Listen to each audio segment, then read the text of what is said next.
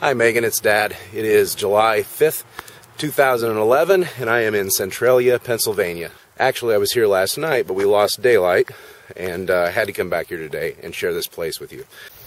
At one time, Centralia was a booming town. It had a population of 1,000 people. It had a booming economy. It had 2 railroads that serviced this town. It was even a hotbed of controversy with the Molly Maguires. I'll let you look that up yourself. And Centralia had a coal mine. And that was the problem, because in 1962, for some reason, no one really knows why, a fire started deep under Centralia, and it continues to burn to this day. In fact, experts say it will probably burn for another 250 years. Surveying the mines beneath Centralia, David DeCock in 1986 was left to say, "This is a world where no human could live. Hotter than the planet Mercury, its atmosphere as poisonous as Saturn's. At the heart of the fire, temperatures easily exceeding 1,000 degrees Fahrenheit.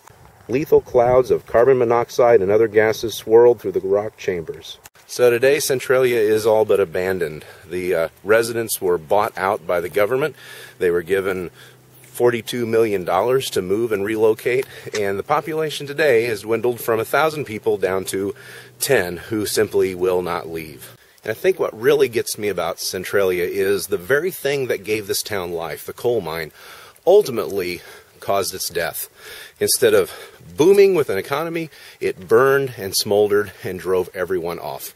Megan, you are almost 19 years old, and it impresses me that you are a very passionate individual. You are also very talented and very gifted. You know all this, I don't have to tell you. But the problem that we all have is that over time, the weight of the world and the responsibilities that we have can crush us down and can stifle that passion and can smother it out. And what we're left with is nothing but a smoldering dead spot in our life. You know, Megan, it was the Jesus who said, "You are the light of the world. A city set on a hillside cannot be hidden, nor does someone light a lamp and hide it under a basket. No, he puts it on a stand so that it gives light to the whole house."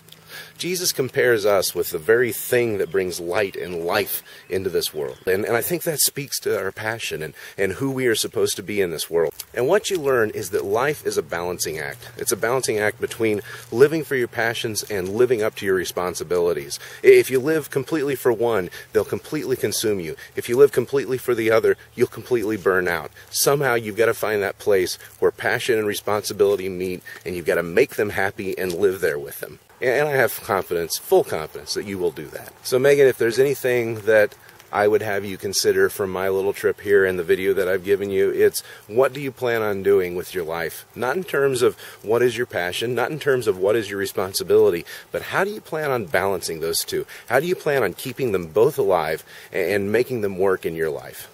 Megan, your daddy loves you very much. Don't do anything stupid, and I'll see you soon.